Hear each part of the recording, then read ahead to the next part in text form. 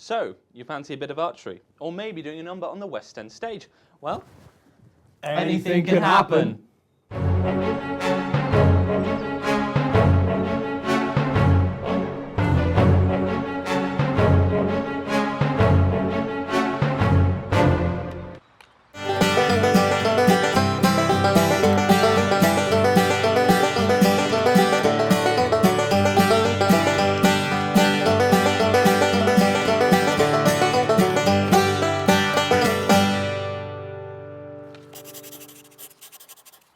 welcome to today's show, where we'll be meeting some very inspiring people.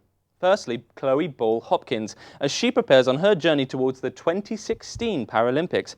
We'll also be speaking to Paul Holder, who has just gained a new addition to his family in the form of his guide dog, Tarn. But firstly now, to Bradley Stoke Community School to see the Pauline Quirk Academy in action.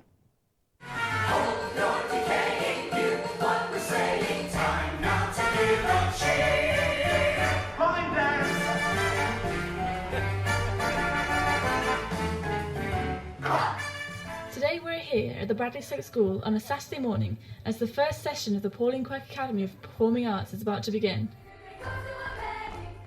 Principal Dave Veery has been with this academy since 2009.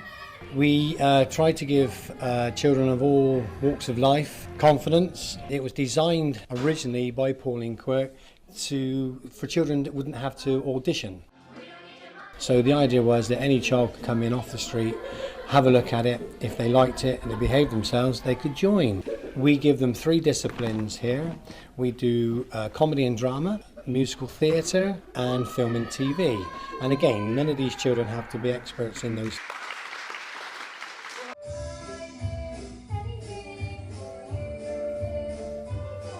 Leanne Veery is a musical theatre teacher and she shared some of her experiences with us.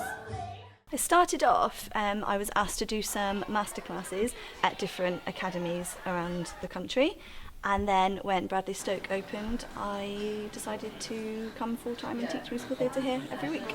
Have you seen the children develop while they've been here? Yeah, definitely. Obviously you see their dance and acting and singing skills develop, but the nicest thing I think is to see their confidence develop. You might get a child who comes along who's quite shy and reserved and you don't really know what they're capable of, and then when you see them in their first show and they just start to blossom, that's really lovely.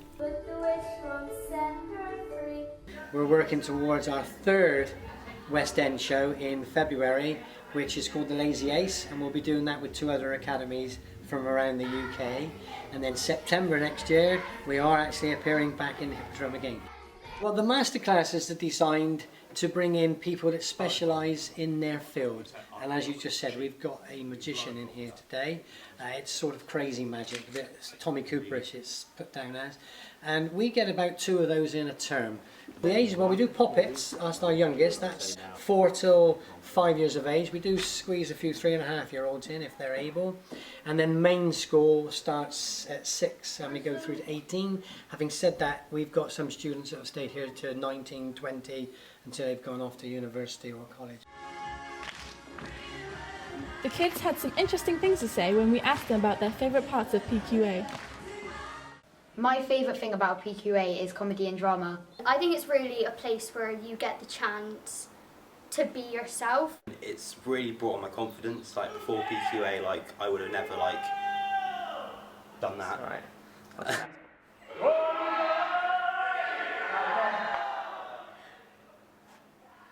It'd probably have to be musical theatre. Because I always like to be the best of the best about everything, so it's just I like to show off a lot. Because I like when we do the shows, it's quite fun and it's a nice experience. I like musical theatre. I enjoy dancing and it can give you, it teaches you new moves and how to harmonise in different ways. Technically all of them. Well, if I had to choose one, I would choose the first one, TV and film. You get to film yourself and you get to do what you like, but you can make up TV shows and you can do comedy as well and add in whatever you like. Anybody's watching this who wants to come and join, come and see us.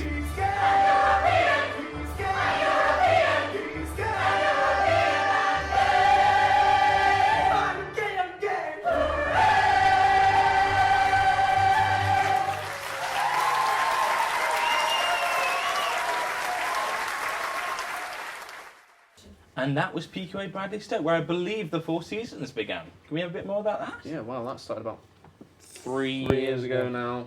Of course, he wasn't in it then when we did that. No. No. Ah. Not when they first started it, no. No, we had 2 other chaps, a lovely gentleman called Ben Taverner and Chris Haig. Right. Yeah. Did you ever had any idea, like this would still be going on 3 years later? Not at all. No. It started out really when it got serious. We did kind of the Jersey Boys 4 Seasons medley in a show at the Bristol Hippodrome with PQA. The show was called Thoroughly Marvellous Musicals, and it was basically just a showcase for kind of like musical theatre numbers and stuff. And when we did it, I guess people sat in the audience, like the parents of all our fellow students at PQA. I guess they kind of liked us, and they signed us up for like to perform at school fairs and weddings and birthday parties and stuff. Cool, that's cool. And this genre of music, were you into it when you started the Jersey Boys, or did you slowly, gradually learn to like it? Oh yes, I love it so much. I think we all do now, especially because the Four Seasons influenced music so much over the years. I mean, there's been so many covers. Do you agree? Yeah. So I remember when I was like sat in my dad's car when we were driving somewhere, and he put on like a Four Seasons song. I wouldn't have known it was a Four Seasons song. Then once we like got into it, I was like, "That's a Four Seasons song." Yeah, and now we definitely all like it now. Yeah. Like speaking from the point of view of someone who does it and performs it, I think, as is the case with anything you perform, once you're doing it and giving it that much and getting that much back and having that recognition from it, you just enjoy it so much. Oh, brilliant. I mean, how has this all affected you as friends? Has it bonded you closer together? Or They're all right, aren't they, I guess? No, we get along. Yeah, we have to spend a lot of time like rehearsing together. And in my garage. In his garage, yeah. Right. Okay, well, back to these guys later. We now go to Chloe Ball-Hopkins, who's been fighting against her condition of muscular dystrophy. She's now training in archery to get a chance to be in the 2016 Paralympics. Let's see how she's getting on.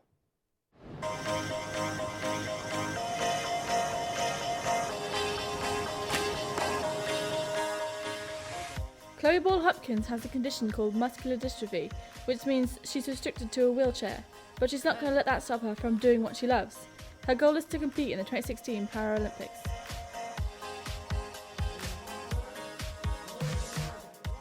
So, muscular dystrophy is quite a complicated condition. Could you explain what it is to us? Yeah, so basically muscular dystrophy kind of means that you've got a muscle wasting condition that currently has no cure. It's kind of the definition that they give. There's about 60 plus different types of it. The form I've got is called Nemaline myopathy, and it's quite a rare form. There's not many people out there like us. But it literally just means that kind of as you get older, or if you do too much, your muscles get weaker. They won't ever get stronger. You're only ever as strong as you are right now. What began your interest in sport? So it was my second year of secondary school. I was having a bad time with bullying from teachers and pupils, and then it got to the point where the support workers decided that I needed sort of a relief. So it took me to a local sports day where I started off doing tennis, and literally within that day I become a completely different person. I'd gone from my day being getting up, going to school, doing homework, tea, going to bed, to wanting to be doing sport and got a new lease of life, so to say. Have you been interested in any other sports? Yeah, so like I said, obviously I started with tennis, and then as the opportunities arose to do different sports, I took every one of them because you've got to kind of take them while they're there. So I did tennis, basketball, and then I was doing a bit of dance for a while. That was my progression before London 2012, and then obviously after that things had to change, which is now where I'm at, archery. So you call it a disability instead of a disability. Could you explain what that's about? Yeah, so the term disability kind of applies that you're literally, if you break it down, dissing your abilities. And I don't think it should be looked at that way, because then you're telling yourself you can't do things rather than that you can. So if you change it to anything like disability, it's kind of looking at as having different abilities, which is true. Like, just because I can't run, it doesn't mean that I can't shoot a bow. So obviously originally before London 2012, I was training in athletics to be a wheelchair racer at London. Obviously health complications kind of got in the way of that, so I guess you could say London was a goal, but in a different sport. Like archery wasn't even on the scene then, so I guess it's a whole new cycle now, really.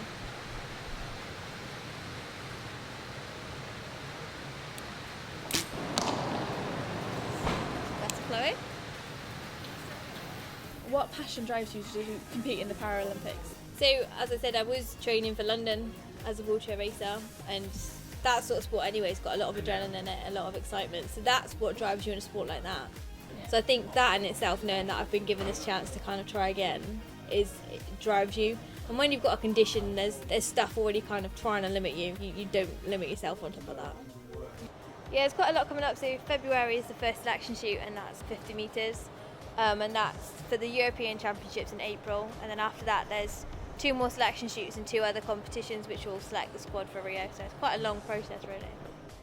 How has it helped your independence? Growing up with a disability, obviously you're always having people help you. That's just naturally how it goes with hospital, with appointments, with everything, and especially with sporting. You have to have people there helping you out. So it's quite hard at times to get your independence. So there's been quite a hard transition doing that. But bit by bit, the more I've been doing sport, I'm going to have to go away to events on my own now. My family won't be coming.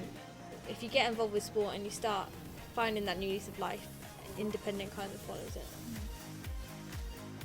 Obviously I use hand controls to drive, so the foot pedals are still there if my mum wants to jump in and have a drive, but I can drive myself about. So I get to college on my own, unless I pick people up on the way sort of thing. I drive in on my own. I can get my chair out of my car on my own and get about fairly independently, depending on how much stuff I've got with me. It's so nice to be indoors shooting, not out in the rain.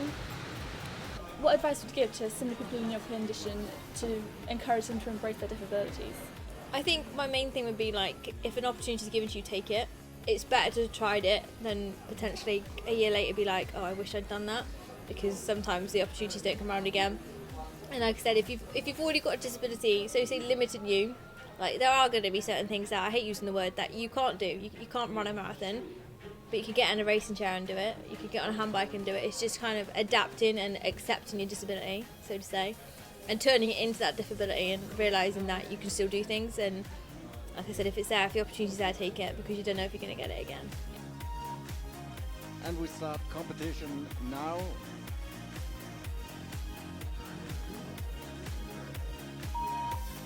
It's on Chloe Ball to shoot the first arrow. Thank you very much for talking to us about all this. It's been very interesting, and I wish you all the luck. I'm sure you're going to do great in that. Yeah, thank you very much. I've got my fingers crossed around here. She is an inspiring young woman, and I'm sure she'll go on to achieve her many goals. We'll be cheering you on there, Chloe. But now to our next topic. Guide dogs. They are truly amazing, and they have such an effect on the lives of their owners. We go now to talk to Paul Holder about his guide dog, and to Emily Williams, who will tell us about the stages of training a guide dog.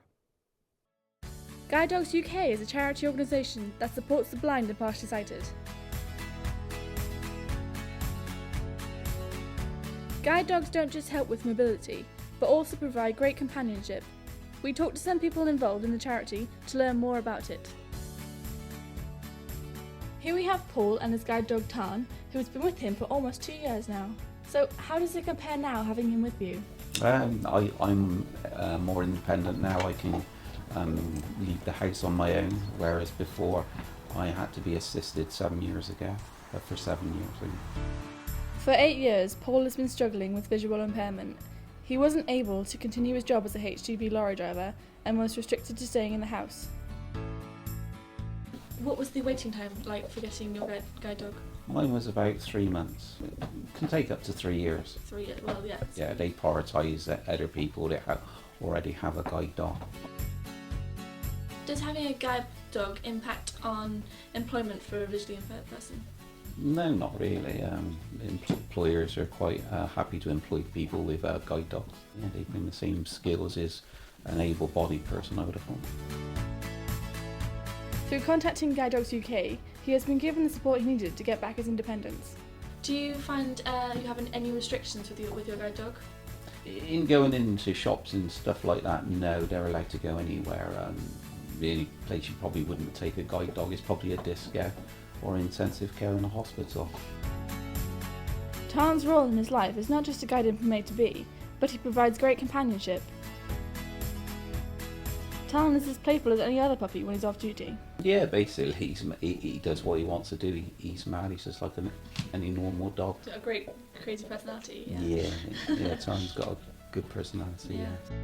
Well, thank you very much for joining us. It was very nice to hear about all the interesting information about your guide dogs, and I wish you all the best in the future. Thank you.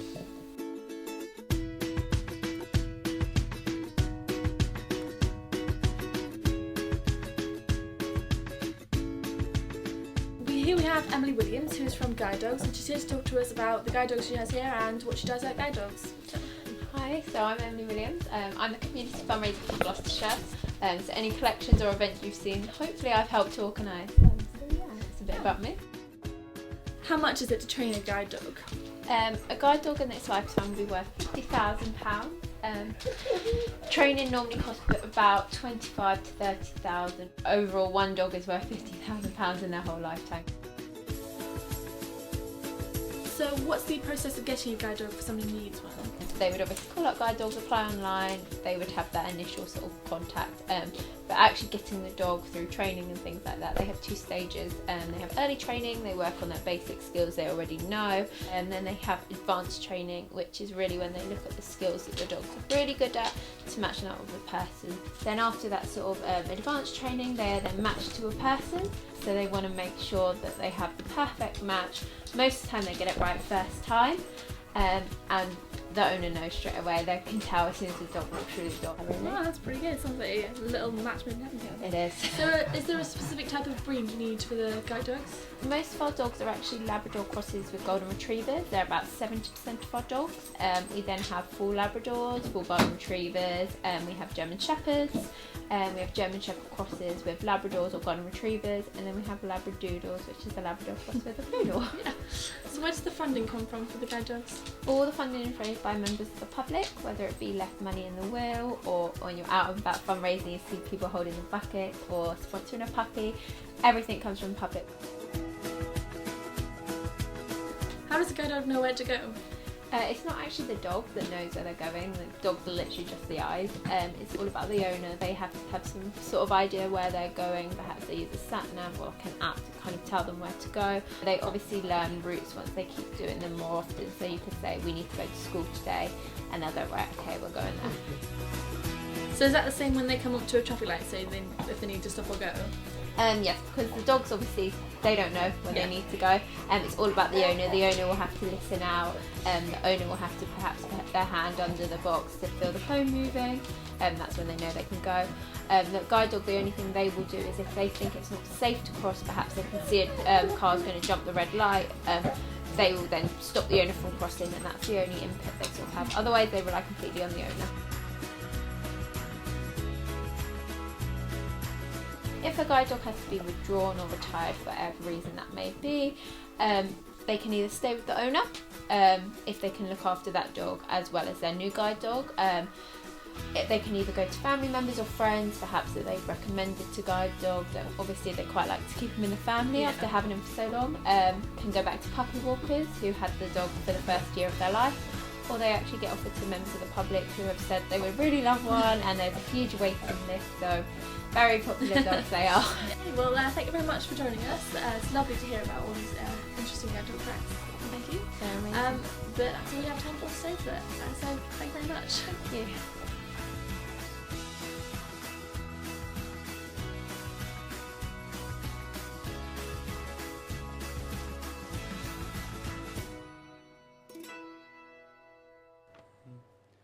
Well, those puppies were frankly adorable. I really wanted one for myself.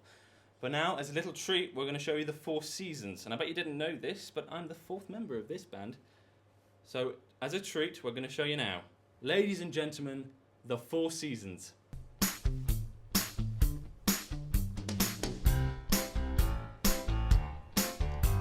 Sherry, Sherry baby, Sherry, Sherry baby, Sherry, Sherry baby, baby, Sherry baby, Sherry, can you come out tonight? Why don't you come out? Come tonight to his party. Come out where the bright moon shines. Come out and dance the night away. I'm gonna make you mine. Sherry, Sherry baby, baby, Sherry.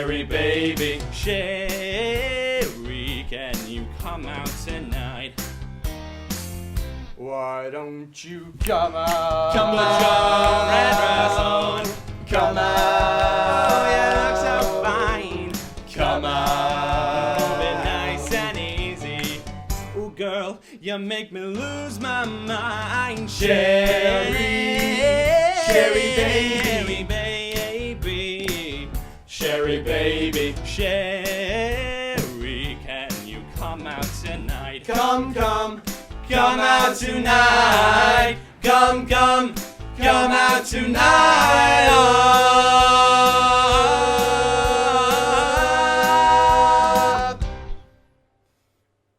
Thank you, ladies and gentlemen. Thank you for joining. We hoped you liked watching.